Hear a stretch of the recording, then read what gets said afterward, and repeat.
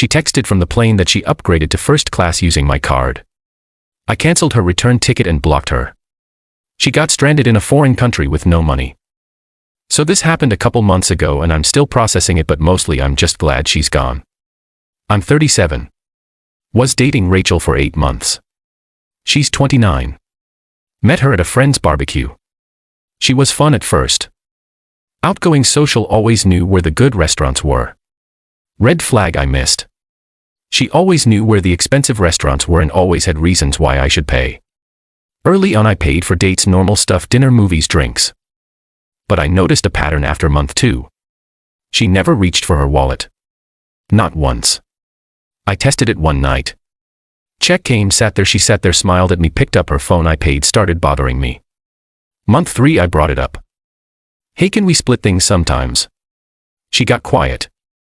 Then I make way less than you. You have a real career. I manage a warehouse distribution center. Good money, not rich. She did social media consulting, whatever that means. Never saw her actually work, but fine. I made more. Doesn't mean I'm an ATM. I suggested cheaper dates. She pouted. Said I was being cheap. First time she said that word. Cheap. Hate that word. It's manipulation. Makes you prove you're not cheap by spending money. I spent the money. Idiot move. Thing is, her version of cheap was insane. I'd suggest a nice local Italian place. $20 entree. Good food. She'd counter with some place downtown. $50 plates. Small portions. Why? Ambience. Translation, Instagram background. Every dinner was a photo shoot. She'd make me wait to eat while she got the right angle. The food would get cold. I'd sit there watching her edit photos of meals I paid for. Then she'd take 3 bites and say she was full. Waste of money. Waste of time. Movies were the same. I'd suggest a regular theater. She'd want the luxury cinema, the one with recliners and full restaurant service. $35 a ticket. Plus she'd order drinks, appetizers, dessert. A movie would run me $150 easy. And she'd talk through the whole thing anyway. Missed the entire point of going. Month 4 her car needed maintenance, oil change, brake pads, shop quoted her $600. She called me crying, I can't afford this. My credit cards are maxed. I need my car for work. Can you help? I helped. Paid the $600. She promised to pay me back. Never did. 2 weeks later she had new designer sunglasses, $300 pair. I saw the Instagram post. Treated myself, she wrote. Yeah, because I paid your car bill. Month 5 things escalated. Her birthday, she wanted to go to this resort upstate, spa, fancy dinners, the whole thing. Cost me $2,000 for the weekend. She posted everything on Instagram. My gift, my treats, my money, her content. I felt used but told myself I was being paranoid.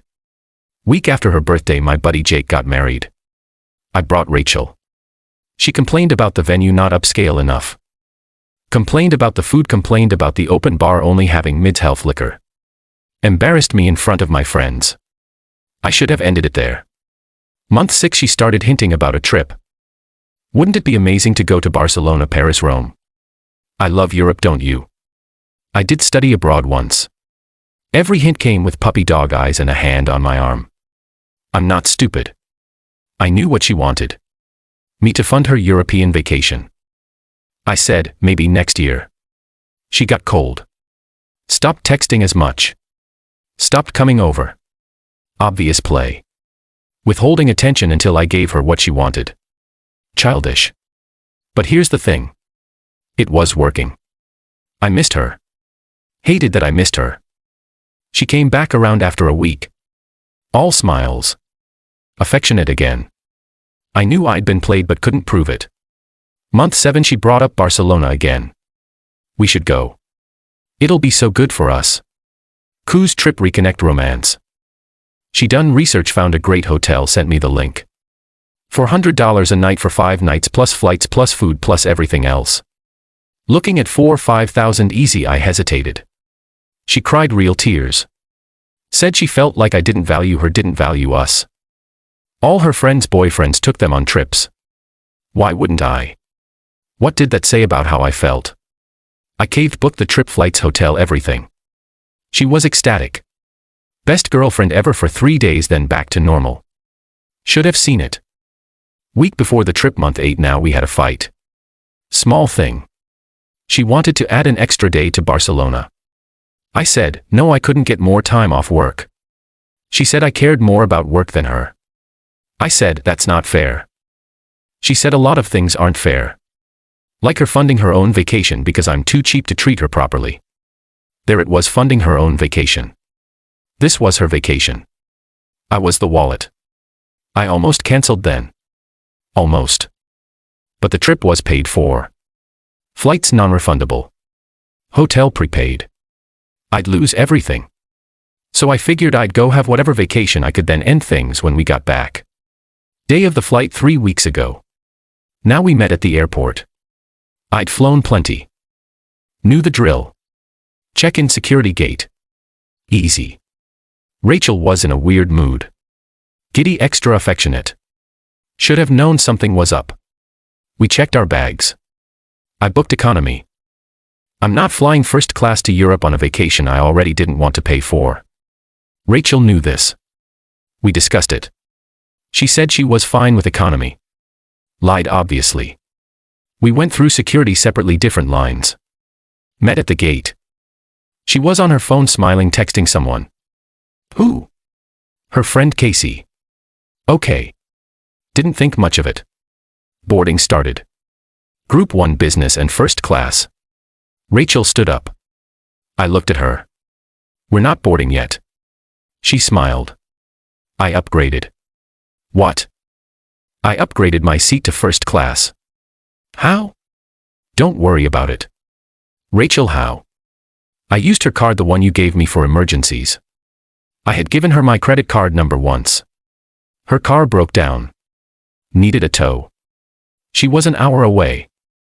I gave her my card over the phone to pay the tow company. Told her to delete it after. She said she did. She didn't. You what? I used your card just for the upgrade. It's only like $600. You'll barely notice. I stared at her. People were boarding. She was in line.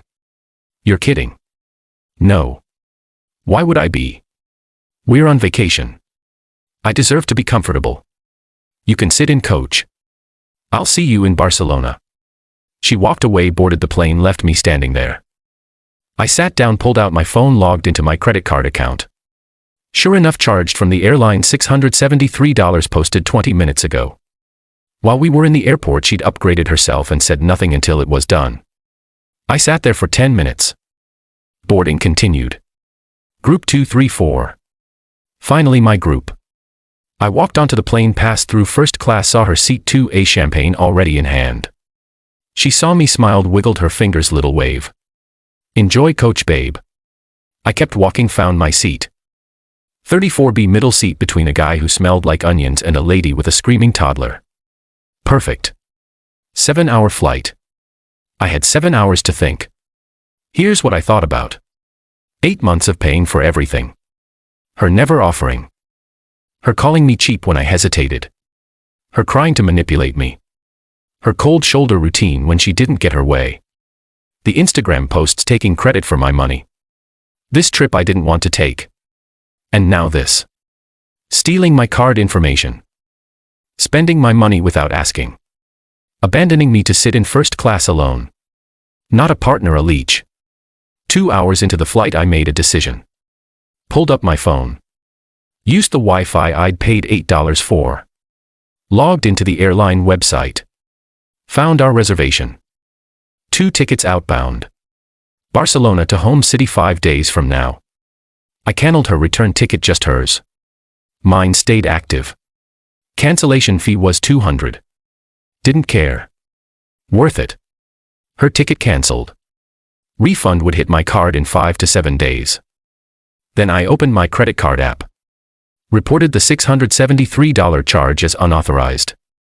Explained I'd given my card info for a one-time emergency. The card holder used it without permission for a personal upgrade. Fraud dispute filed. They said they'd investigate. likely would rule in my favor. Credit me back within 10 business days. Then I blocked her number, blocked her on every social media, Instagram, Facebook, all of it. Blocked her friend Casey too. Anyone who might try to contact me on her behalf. Then I messaged my buddy Jake. Hey, if Rachel tries to contact you or anyone else to get to me, tell her not to bother. We're done. He responded immediately. What happened? I'll tell you later. Just don't help her with anything. He said, understood. I sat back, watched a movie, ate the sad sandwich they gave me. Felt calm, felt good actually. Landed in Barcelona 7 hours later. She was at baggage claim, saw me, smiled. Wasn't that flight amazing? First class is so worth it. You should have upgraded too. I said nothing. Grabbed my bag. Started walking. She followed. Ethan, you okay? You seem mad. Still nothing. Ethan, come on. Don't be a baby. It's just money. Just money. My money that she stole. We took a cab to the hotel. Separate bookings, but I'd coordinated arrival times when I thought we were actually a couple. Check-in was easy. I got my room key. She got hers. Rooms on different floors. Thank God. She wanted to get dinner. I told her I was tired. Going to sleep. She pouted. Fine. Be boring. See you tomorrow. Went to her room. I went to mine. Ordered room service. Ate on the balcony. Watched the city. Felt free. Next morning, day 1 in Barcelona. She texted me. Brunch. I didn't respond. She called. My phone rang. Even though I blocked her, international calls must bypass the block somehow. I didn't answer. She left a voicemail. You're really going to ignore me the whole trip? Mature. I left the hotel, spent the day alone, hit the Sagrada Familia, parked well, walked Los Ramblas, got lunch at a place Anthony Bourdain recommended once. It was great. No complaints about the menu. No demands to go somewhere pricier. Just me in Barcelona. Sagrada Familia blew my mind. I'm not religious, but that building. The way light came through the stained glass, the columns that look like trees. I stood there for an hour just looking, taking it in. No one rushing me. No one saying they were bored and wanted to leave. Just me and architecture. Park rail was packed with tourists, but I didn't care. Walked the whole thing. The mosaic benches, the dragon fountain, the view of the city from the top. Sat on a bench, ate gelato, watched people, couples taking selfies, families with kids, solo travelers like me, everyone just existing. It was peaceful. Lunch was at this tiny place in Elborn. Hole in the wall, 6 tables. The owner didn't speak English. I pointed at what someone else was eating. He brought it out. Some kind of fish stew, crusty bread, local wine. Cost me 12. Best meal of the trip. No performance, no photos, just food. She texted throughout the day. Where are you? Why are you ignoring me? This is ridiculous. We're supposed to be on vacation together. By evening she was angry. You're being, and I get you're mad about the upgrade, but get over it. It's done. I didn't respond to any of it. Day 2, same thing. Ignored her. Explored the city, hit museums, had tapas, drank vermouth, lived my life. She kept texting. Angrier each time. Fine. Be a child. I'll enjoy Barcelona without you. Good luck with that. Using what money? I thought. Day 3. She figured out something was wrong. Got a text. Why did the hotel just try to charge my card for room service? Apparently they batched the charges. I have your card on file for everything. Hotel told me the card was declined for my charges. What's going on? See, I'd paid for her hotel room up front, but incidentals, room service, mini bar, those charged to a card on file. She'd given them my card when she checked in. I'd called the hotel day 1, told them to remove my card from her reservation. Any charges they could take to her own card. They said no problem. Must have taken them until day 3 to actually run the charges. Her card got declined. Apparently she had no money. I didn't respond. Another text an hour later. Ethan, seriously, something's wrong with my card. Can you come fix this? No response then. I know you're seeing these. Stop being petty. This isn't funny. Day 4.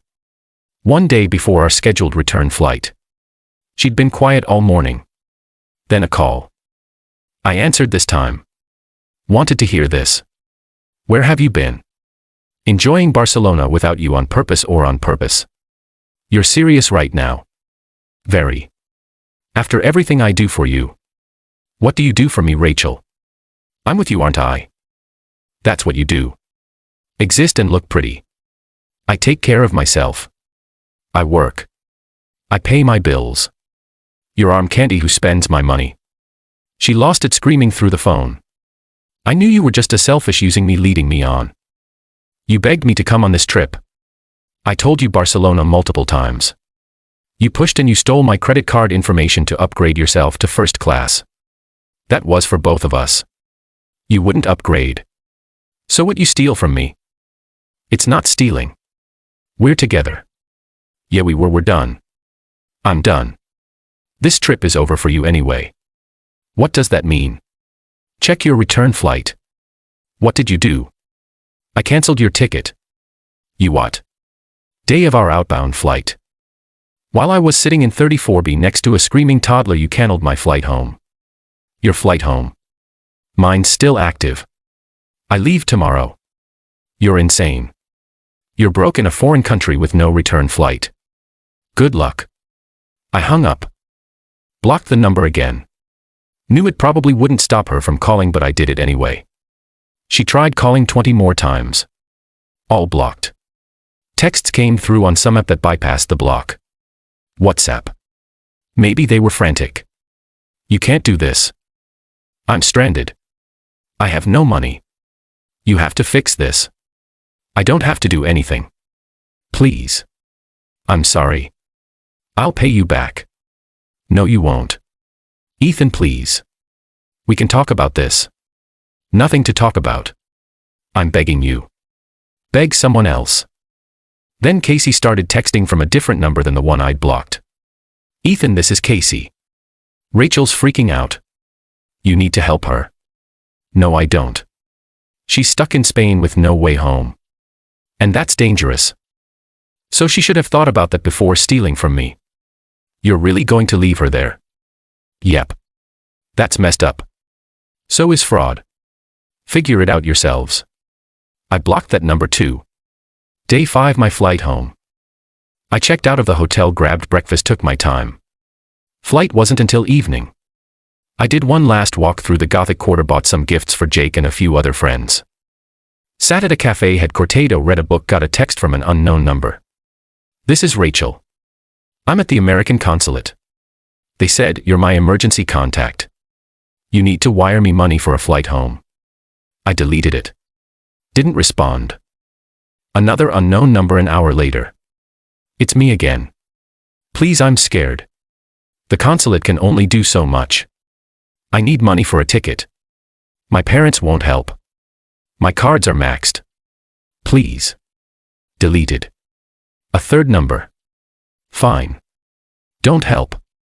But know you're leaving me in a dangerous situation. Anything that happens is on you. I responded to that one. You put yourself there. Own it. I went to the airport, checked in, went through security, sat at the gate, boarded, got in my seat. Same middle seat. 34B, didn't care. I was going home. She wasn't. Flight was fine. Landed. Got my bag. Went home. Unpacked. Slept in my own bed, woke up the next day and went to work. Life continued. Week later, I heard through Jake that Rachel made it home. Eventually, she'd called every friend, every family member. Her parents finally caved, wired her money for a flight, but they booked her on the cheapest option. Multiple layovers, took her 2 days to get home. She'd had to sleep in the London Heathrow airport for 12 hours during a layover. Jake said she was furious, broke, embarrassed, telling everyone I was abusive and controlling. Jake asked what really happened. I told him everything. The 8 months of pain, the manipulation, the stolen card, the upgrade. He laughed, said I should have done it sooner. I agreed. Got a letter in the mail 10 days after I got back from Rachel's parents demanding I reimburse them for the flight they bought her. $1,200, said I'd acted irresponsibly and put their daughter in danger. They expected payment within 30 days or they pursue legal action. I didn't respond. Consulted a lawyer just in case. He laughed too. They have no case. She's an adult. You're not married. You didn't maroon her. She had options. She chose to use your card without permission. That's theft. They can't sue you for refusing to fix her mistakes. Send me the letter. I'll keep it on file. If they actually file, we'll deal with it. They won't. He was right. Never heard from them again. Credit card company ruled in my favor on the dispute. Credited me the $673. Fraud confirmed. I should have reported her to the police. Honestly didn't. Just wanted her gone. Rachel tried to contact me a few more times. Different numbers, emails even showed up at my work once. Security escorted her out. I'd warned them she might try. They were ready. She screamed at me from the parking lot. You ruined my life. You owe me. I said nothing. Went back inside, never saw her again. Month later, mutual friend told me Rachel was dating some new guy, some finance bro with money. Apparently she told him I was crazy, jealous, possessive, wouldn't let her have any freedom. He believed her for now. Give it a few months, he'll learn. I started dating someone new about 2 months after Barcelona. Met her at a gym. She's a nurse.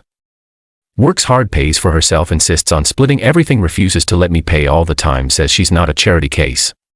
Refreshing doesn't begin to cover it. First date, coffee. Check came. She grabbed it. I said, I got it. She said, no, we're splitting. Insisted. We split it. $3.20 each. She pulled out exact change. That small gesture meant everything. Showed me she wasn't looking for a provider, just a partner. Second date, dinner, mid-range place, nothing fancy. She suggested it, said she'd heard good things. We ate, talked, laughed, check came. She didn't look at me, didn't wait for me to reach, just pulled out her card. I said, let me get this one. She said, okay, but I'm getting the next one. And she did. Next date she paid. Whole thing, wouldn't let me contribute. Said it was her turn. That's how it should work. Back and forth. Equal effort. Not one person funding everything while the other takes and takes and takes. We took a weekend trip last month. She booked her own flight, her own hotel room. We met up when we got there, spent the days together, nights separate, until we were ready for that step. She didn't expect me to fund her vacation. Didn't pout when I suggested a mid-range hotel instead of luxury. Didn't call me cheap. Didn't steal my credit card. Bare minimum maybe. But after Rachel, bare minimum feels like a miracle. Looking back, I should have ended it at month 3. When she first called me cheap, that was the sign. But you ignore signs when you don't want to see them. When someone's pretty and fun and good in bed, you overlook things.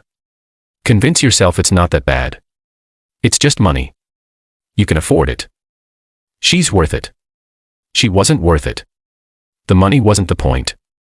It was the entitlement, the expectation that I existed to fund her lifestyle, that my wallet was hers, that my hard work meant her easy life. That's not a relationship, that's a transaction, and I'm not for sale. Barcelona was the best money I ever spent. Not because of the trip, because it showed me exactly who she was. And it gave me the perfect setup to walk away clean. She screwed herself. I just let her. People say I went too far. Leaving her stranded was cruel. Maybe. But she made choices. She stole my card info. She spent my money without asking. She treated me like garbage and expected me to smile and pay for it. Actions have consequences. Hers caught up with her in Spain. I don't feel guilty, not even a little. She's alive. She made it home. She's fine. Just broke and embarrassed. She'll recover. She'll find another guy to leech off. And maybe she'll think twice before stealing from him. Probably not. But that's his problem. Me. I'm good. Better than good. I'm free. Free from the constant drain on my wallet and my patience. Free from someone who saw me as a resource instead of a person. Free from the manipulation and the guilt trips and the pouting. Worth every penny of those cancelled tickets. Rachel texted me one final time about 3 months ago. Different number again. I miss you. Can we talk? I responded no. She said I've changed. I'm in therapy working on myself. I want to make things right. I said, good for you. Do it for the next guy. She said, there's no one else like you. I said, I know. That's why you're texting. Block the number. Haven't heard from her since. Don't expect to.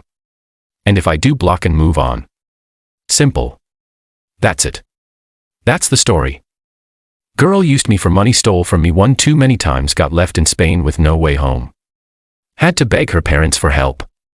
I went home, got my money back, and started dating someone who treats me like a person. No regrets, not one. She wanted first class. She got first class for 7 hours. Then she got reality. And reality doesn't serve champagne. Sometimes the best revenge is just letting someone deal with the mess they made. I didn't strand her. She stranded herself. I just stopped cleaning up after her. And honestly, sitting in that middle seat in economy watching her live it up in first class on my dime, that was the moment I realized I was done being used. Some people need a wake-up call.